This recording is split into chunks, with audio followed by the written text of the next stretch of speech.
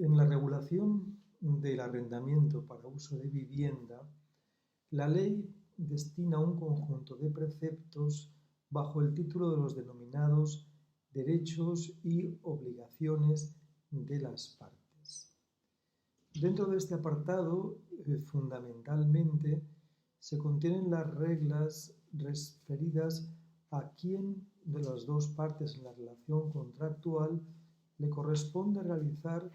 un conjunto de obras según su naturaleza. Y en concreto, y por lo que se refiere a las obras de carácter necesario, la ley impone el deber de realizarlas al arrendador. Son obras, las de carácter necesario, que tienen por finalidad conservar la vivienda en el uso para el que se la destina y, por tanto, para mantener la vivienda en las condiciones de habitabilidad necesarias para tal fin. Además, no solo es que el arrendador tenga la obligación de realizar estas obras, sino que además tiene el deber de pagar su coste sin que pueda repercutir el mismo al arrendatario. Solo hay una excepción a esta regla: el caso en el cual el deterioro que motiva la necesidad de estas obras sea consecuencia de la conducta del arrendatario. Es decir, el arrendatario se le imputa que la obra que debe realizarse necesariamente para mantener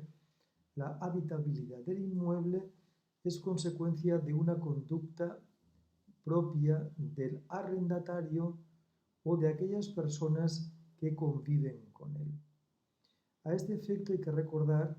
que el artículo 1563 del Código Civil, aplicable en este caso, invierte la carga de la prueba, lo que significa que el arrendatario deberá demostrar que las obras que deben realizarse necesariamente no le son imputables. Si no lo puede demostrar, en tal caso serán de su cargo. ¿De acuerdo? Bien, pues esto respecto de estas obras necesarias para la conservación de la vivienda, como deber propio del arrendador. La ley establece un límite a la obligación de reparar impuesta al arrendador. El arrendador no vendrá obligado a realizar estas obras cuando resulte que la vivienda ha quedado destruida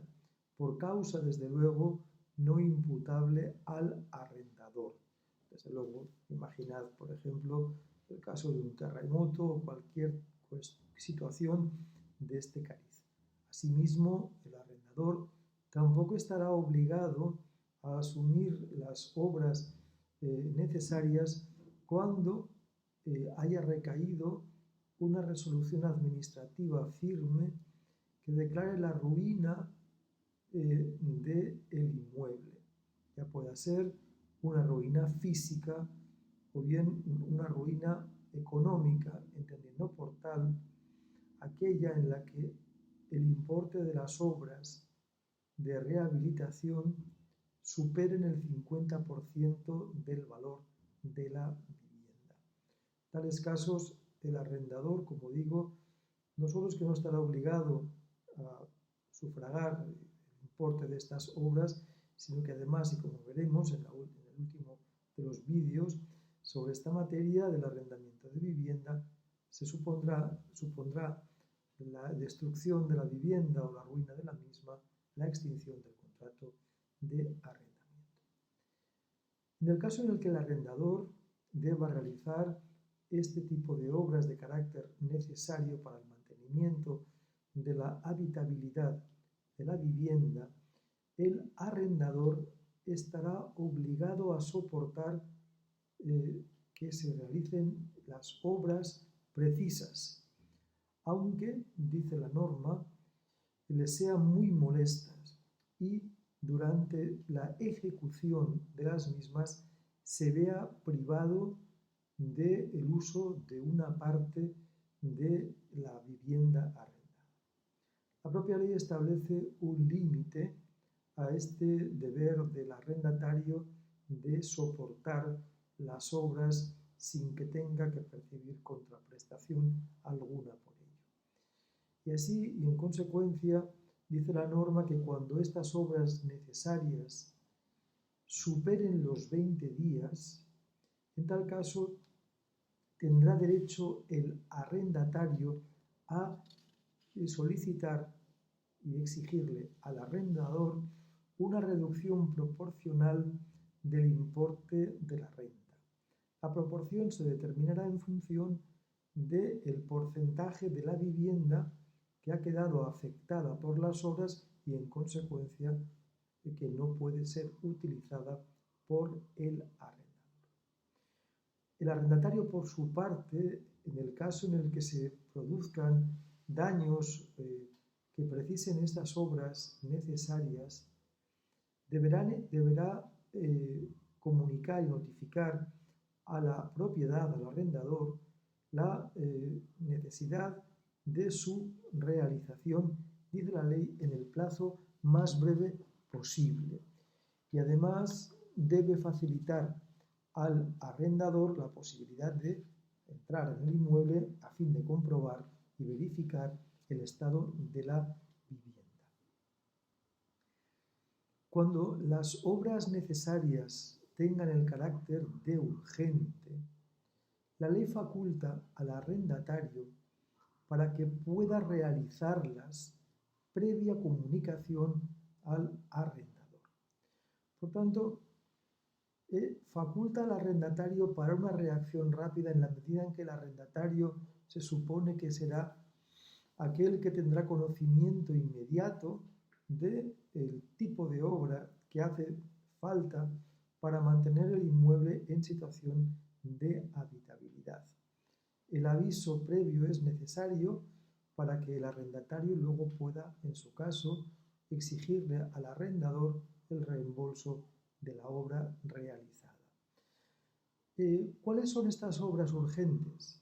Bueno, son aquellas que deben ser realizadas para evitar un daño inminente o bien una incomodidad grave. El arrendatario, como decía, después de haber realizado con urgencia estas obras previa comunicación al arrendador, tendrá derecho a que éste le reembolse inmediatamente el importe de estas obras. Además, la ley impone al arrendatario la obligación de asumir el coste de las obras que sean en consecuencia del uso o desgaste ordinario del inmueble y, en consecuencia, imputa el deber de hacer pago del mismo. Por tanto, en este ámbito, como podréis comprender, el casuísmo es enorme, puesto que el debate puede ser en qué medida la obra es necesaria para mantener la estabilidad o la obra o la intervención debe realizarse porque le sea imputable al arrendatario en tanto que ha sido o es necesaria la obra como consecuencia del desgaste o uso ordinario de la misma. Así, por ejemplo, tuberías que revientan y deben ser sustituidas porque si no el inmueble carece de agua, o bien un baño deja de tener o de recibir agua porque la tubería ha reventado como consecuencia del paso del tiempo. Este sería una de las obras necesarias para el mantenimiento de la habitabilidad. Una inspección técnica de la compañía de gas que determine que las conducciones de gas pues, no cumplen con la normativa vigente o que adolecen de un defecto son, desde luego, obras necesarias que debe realizar el propietario o arrendador a fin de mantener el inmueble en condiciones de habitabilidad. Pero si como consecuencia del uso de los grifos, pongo por caso, uno de los grifos de la cocina o de cualquiera de los baños se estropea y resulta que ha de repararse y no sustituirse, pues en ese caso es una obra, es un gasto necesario que ha de realizar el arrendador, porque ese arrendatario, porque se supone que es consecuencia del uso ordinario que el inmueble se realiza por el arrendatario. Junto a las obras necesarias se regulan, se atiende por el legislador a las obras necesarias y a quién debe, qué parte del contrato de arrendamiento debe realizarlas. Así, como regla general, se establece que el arrendatario debe soportar su ejecución por el arrendador cuando razonablemente, dice el precepto, no pueda demorarse su ejecución al fin del contrato. Bien, en el caso de las obras de mejora, evidentemente no son obras de las que dependa ni la estabilidad, ni que dependa la habitabilidad de la vivienda, sino que, como digo, mejora. El caso de la instalación o sustitución de la calefacción, que era por aire y pasa a ser pues mediante agua y caldera de gas. La instalación por toda la casa de un sistema de aire acondicionado. El cambio de todas las ventanas para sustituirlas de las antiguas ventanas de madera a ventanas actuales que permitan una mayor estanqueidad y en consecuencia menor pérdida de calor. Bien, todas estas actuaciones mejoran el inmueble, la vivienda y desde luego su uso, pero no son necesarias para la habitabilidad. La regla es que el arrendador puede imponérselas al arrendatario con matices, como veremos, y que el arrendatario, una vez el arrendador le ha comunicado que va a realizarlas, no puede oponerse siempre y cuando le demuestre que no se puede demorar su ejecución al final del contrato.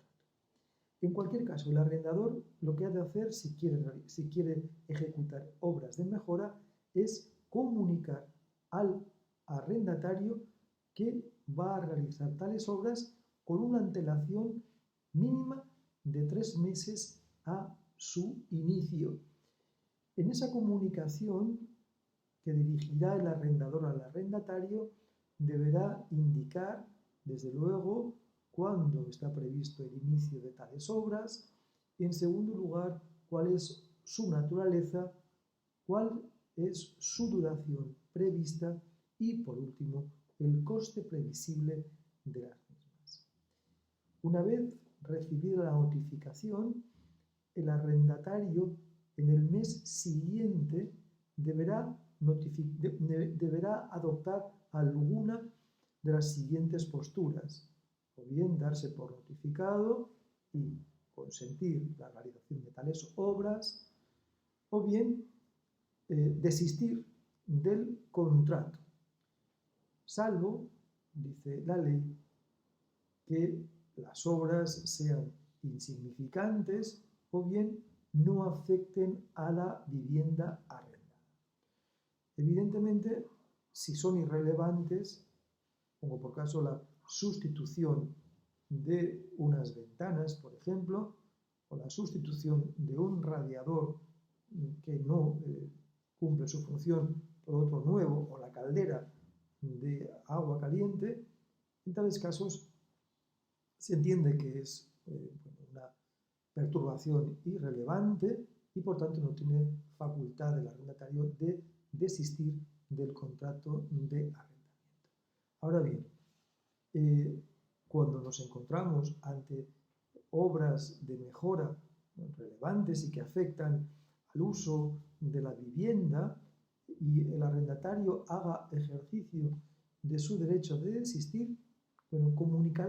deberá comunicarlo al arrendador y desde la comunicación el contrato se mantendrá vigente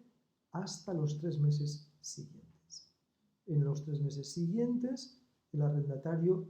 podrá comenzar a buscar una vivienda alternativa y a iniciar todas las actuaciones propias del traslado a la nueva vivienda y deberá igualmente seguir pagando la renta, puesto que el arrendador no podrá iniciar la ejecución de las mismas hasta que el contrato se extinga como consecuencia del desistimiento del arrendatario. En cambio, si el arrendatario decide soportar estas obras, dice la ley que tendrá derecho a que se reduzca su renta en proporción a la parte de la vivienda arrendada que no sea posible utilizar como consecuencia de las obras. Y además, el arrendatario tendrá derecho a la indemnización de los gastos que las obras de mejora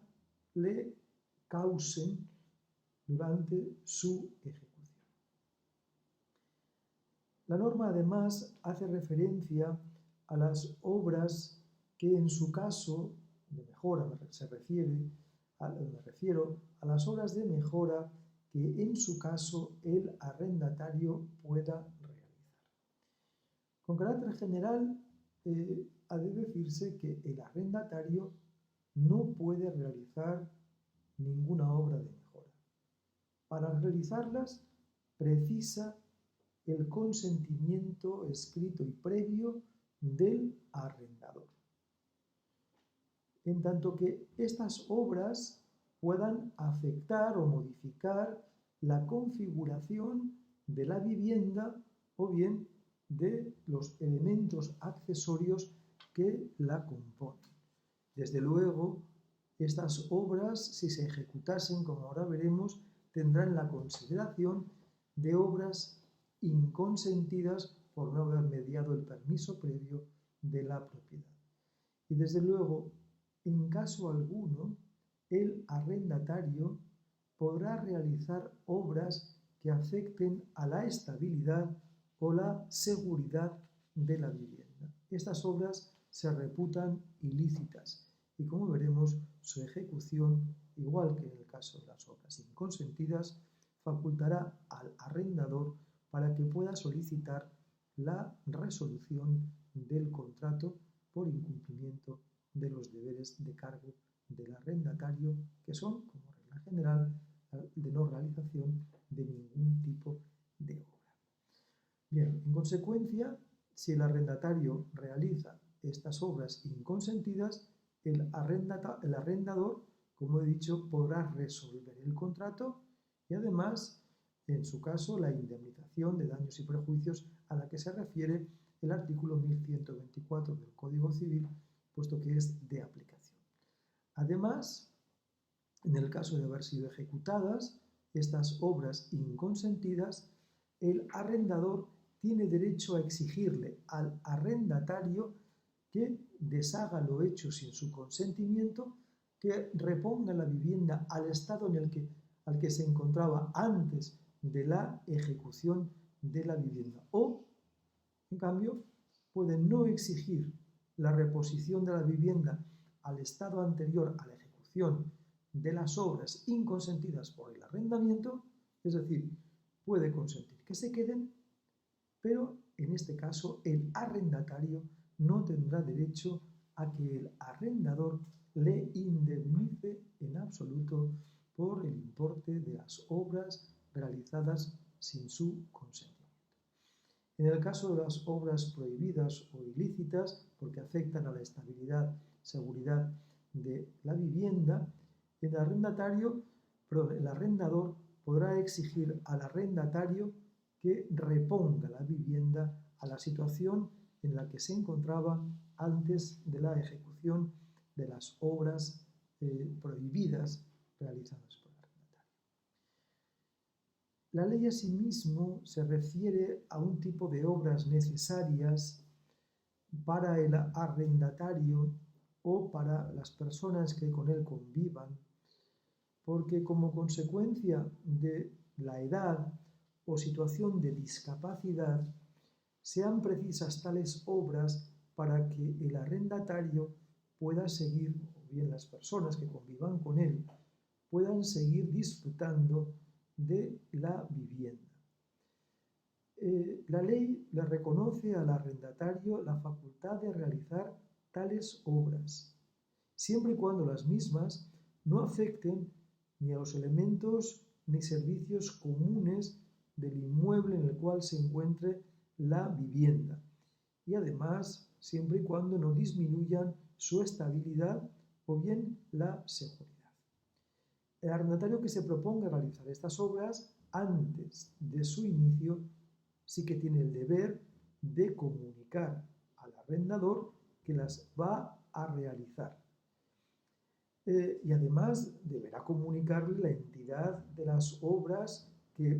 necesarias que va a realizar, ya que deberá justificar además pues, que su situación de discapacidad o su edad superior a los 70 años hace precisas tales obras para que pueda continuar utilizando la vivienda de acuerdo con sus necesidades vinculadas a la discapacidad o la edad. Ahora pondré un ejemplo. Además, no solo, como digo, se refiere a las necesidades del arrendatario, sino también a las de su cónyuge o pareja de hecho que conviva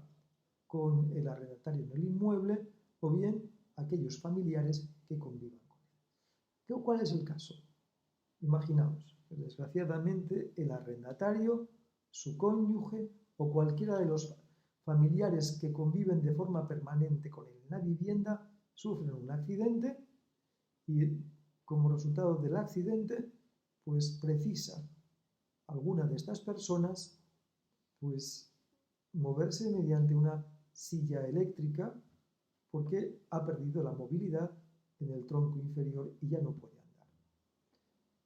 La anchura de las puertas impide el paso de la silla de ruedas y además el único baño del inmueble tiene una bañera que impide evidentemente que esta persona que padece de esta discapacidad consiguiente al accidente pueda utilizar la bañera o la ducha. Bien, pues el arrendatario notificará la situación de discapacidad padecida por él o cualquiera de estas personas a las que me he referido y comunicará qué obras va a realizar. Por ejemplo, cambiar los marcos de las puertas para que al menos pueda entrar la persona afectada a su habitación a los elementos comunes como el salón, comedor y cocina, y por tanto deambular por la casa con normalidad y acceder a los baños, y además cambiar la bañera por un plato de ducha. El arrendador no puede oponerse a que el arrendatario realice estas obras. El arrendatario podrá realizarlas, pero la norma, reitero esto, no requiere el consentimiento del arrendador, pero sí que el arrendatario le comunique previamente que las realizará. Evidentemente, el coste de estas obras serán de cargo del arrendatario. Y al fin del arrendamiento, el arrendatario deberá reponer la casa, la vivienda, al estado en el que se encontraba antes de la ejecución de estas obras necesarias por discapacidad o causa de discapacidad o de edad. No obstante, el arrendador puede dispensar al arrendatario de que reponga las cosas al estado en el que se encontraba antes de la ejecución de tales obras. En cualquier caso, el arrendatario, como digo, deberá asumir el pago de las mismas y si el arrendador decide que el arrendatario no deba deshacer lo hecho, pues tampoco tendrá el arrendatario derecho a percibir del arrendador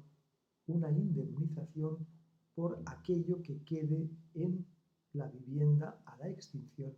del contrato. La ley, después de tratar esta cuestión referida a las obras que hayan de realizarse en la vivienda arrendada y las reglas de determinación de qué parte en el contrato debe asumir su coste, regula un derecho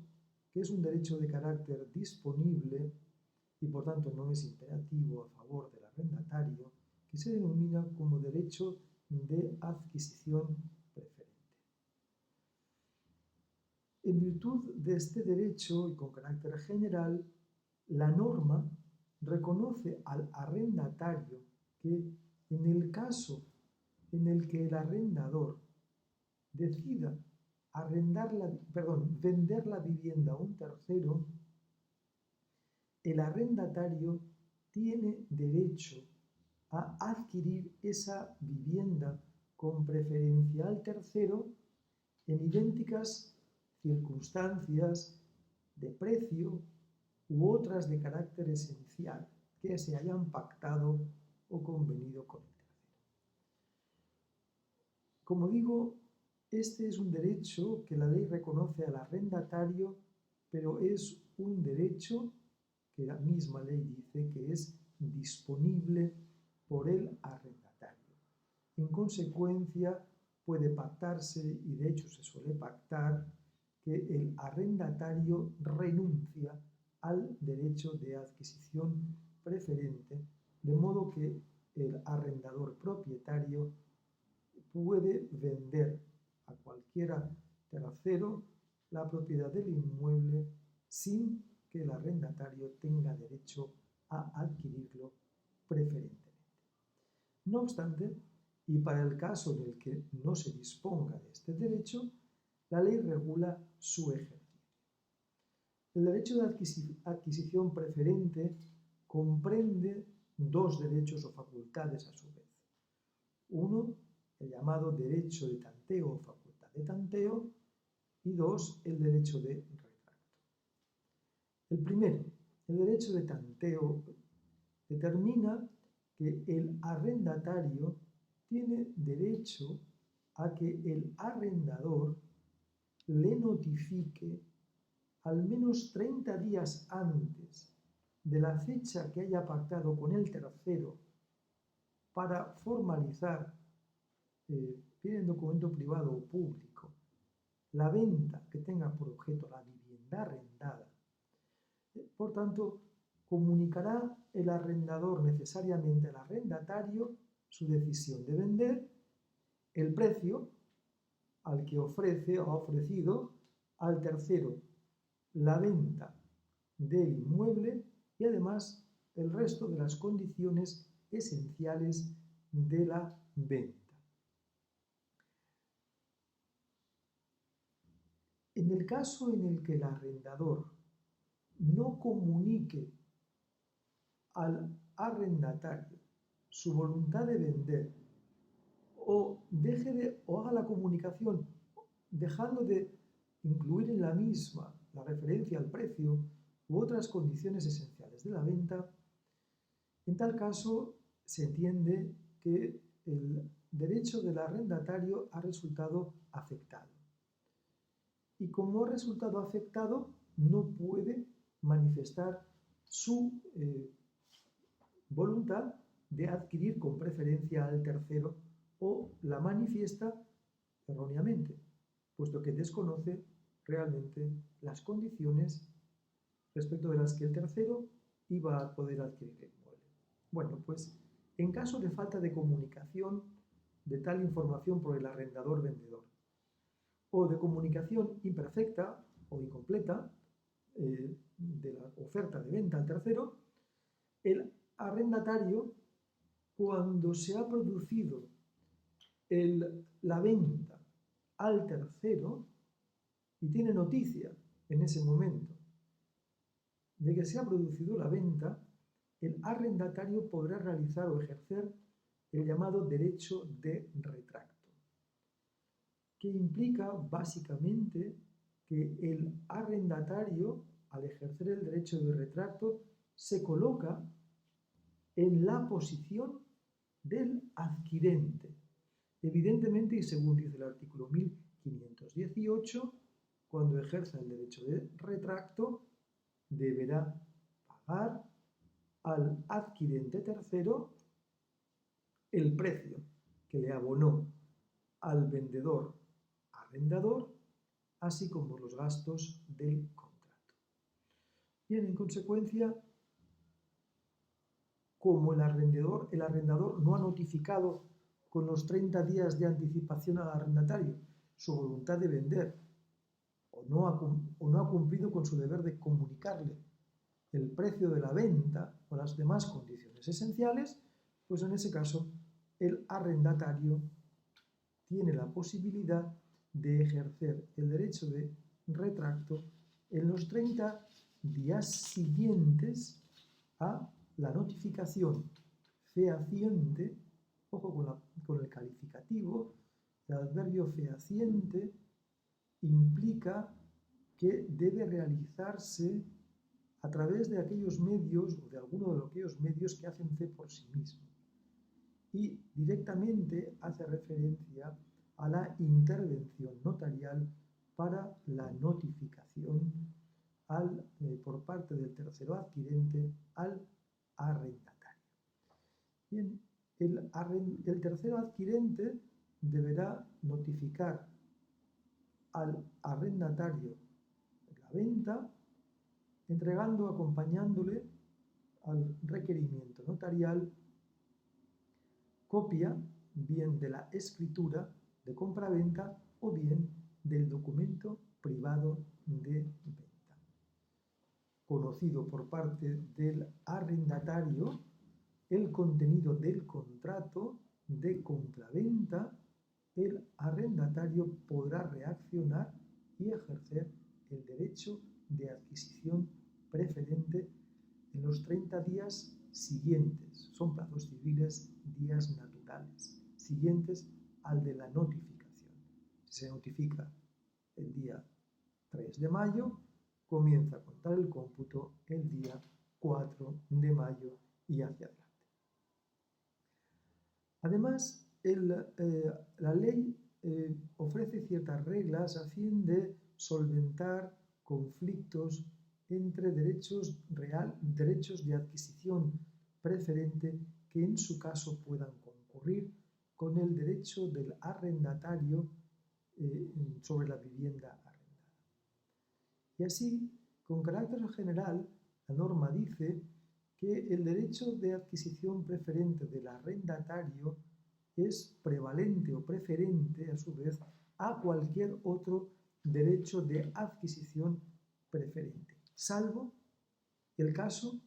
del derecho de adquisición preferente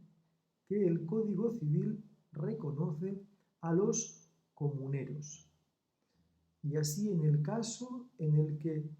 no sea uno el arrendador propietario, sino que sean varios, 2 o más, los arrendadores propietarios, si uno de ellos ha hecho oferta al resto de los comuneros de comprarle sus cuotas, en ese caso el arrendatario no podrá hacer valer su derecho de adquisición preferente, puesto que se reconoce el derecho de adquisición preferente a favor del comunero. Y lo mismo en el caso que uno de los comuneros haya decidido vender su cuota de propiedad a un tercero. En este caso propiamente es cuando tiene lugar el ejercicio por parte de los otros comuneros de su derecho de adquisición preferente respecto de la cuota de quien ha decidido, del comunero que ha decidido enajenarla a un tercero no comunero. En tal caso, cualquiera de los comuneros puede adquirir la cuota del tercero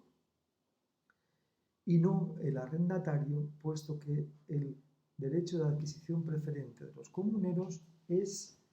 preferente a su vez respecto del derecho de adquisición preferente del arrendatario de vivienda. Asimismo,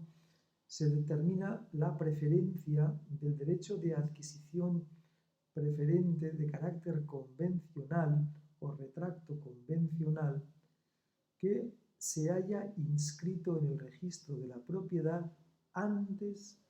de la celebración del contrato de arrendamiento. En este caso, el derecho de retracto convencional previamente inscrito en el registro será preferente al derecho de adquisición preferente del arrendatario de vivienda. Por último, dice la ley que el derecho de adquisición preferente no procederá en los siguientes casos. El primero de ellos, cuando el arrendador enajene junto con otros propietarios de locales y viviendas que se encuentren en el mismo edificio a un tercero. En tal caso, la venta por parte del propietario arrendador de la vivienda arrendada a un tercero junto con otras viviendas o locales que se encuentren en el mismo edificio al tercero, excluye la posibilidad de que el arrendatario pueda hacer valer su derecho de adquisición preferente. De la misma forma, dice la ley que se excluye el derecho de adquisición preferente del arrendatario de vivienda cuando se vende a una persona física o jurídica el conjunto de viviendas y locales que forman parte de un edificio. La venta de la totalidad de los pisos y locales del edificio determina que el arrendatario de vivienda carezca del derecho de adquisición preferente. Por último, ha de hacerse referencia como los deberes, derechos de las partes en el contrato, el deber del arrendatario de constituir fianza,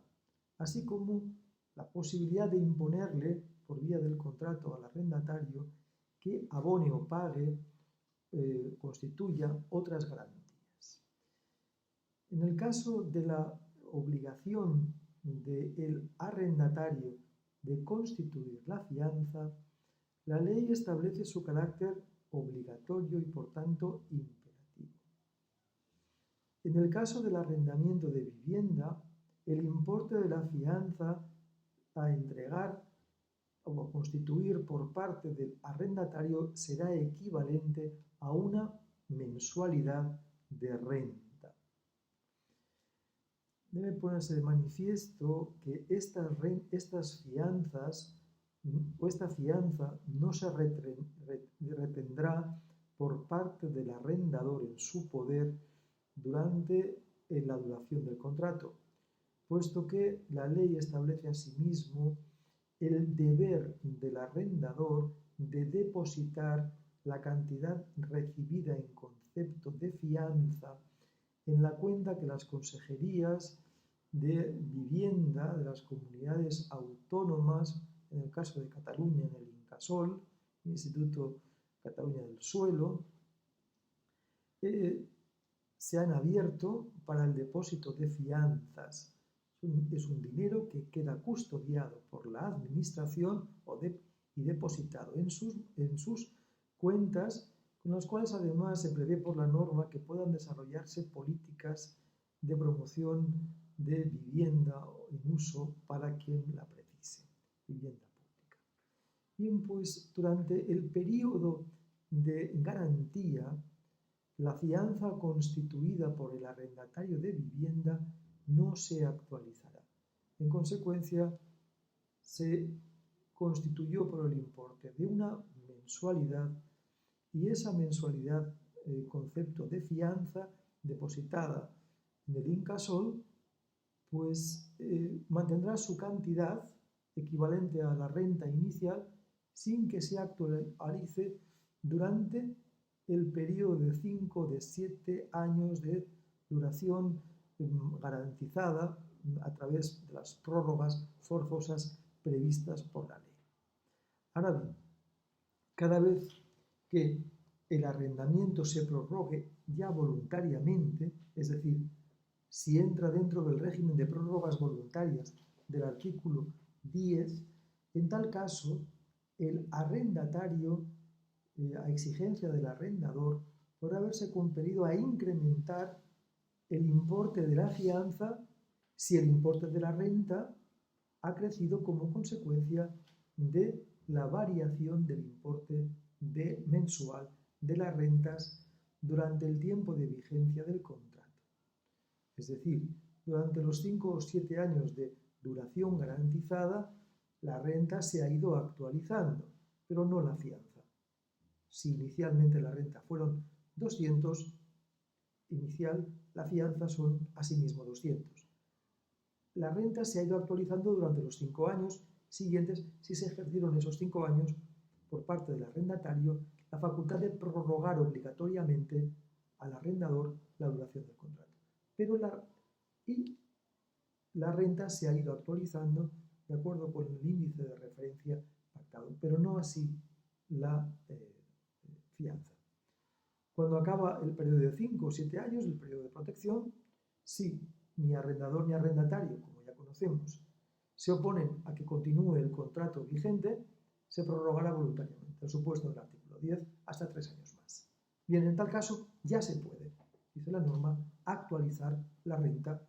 y actualizar la fianza. En consecuencia, si la renta al final del 5.º año de un origen de 200 y fianza de 200 es, pongamos por caso, de 300, la renta se actualizará, pero además la fianza deberá incrementarse porque se ha incrementado la renta y pasar de los 200 euros en los que se constituyó la fianza al inicio del contrato a los 300 euros en el momento en el que se ha producido la prórroga voluntaria del artículo 10 de la Ley de Arrendamientos Urbanos. Obviamente, si nos encontramos en un caso hipotético en el que la renta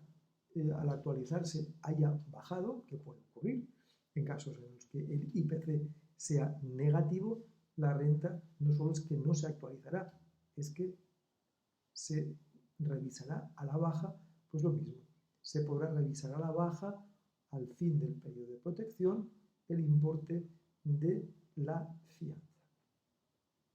Y por último, aparte de la fianza, es perfectamente posible, es lícito el pacto, en virtud del cual arrendador y arrendatario determinan que el arrendatario deberá constituir otras garantías, no necesariamente una fianza en metálico, puede ser un aval, puede ser otra garantía, a fin de asegurar